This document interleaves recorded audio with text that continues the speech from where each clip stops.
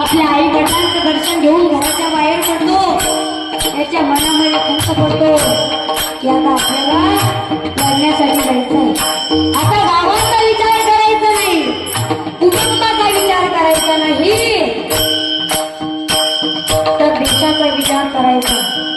कुटुंबामध्ये 4 जण आहे, तो देशामध्ये लाखो लोक आहे, लाखो लोक. त्यांच्यासाठी आपल्याला लढायचंय.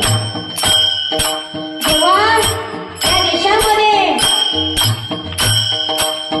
आम्ही तुम्ही दिवाळी बनवत होतो ना, तेव्हाच ते सैनिक रक्तांची होळी खेळत होते, रक्तांची होळी.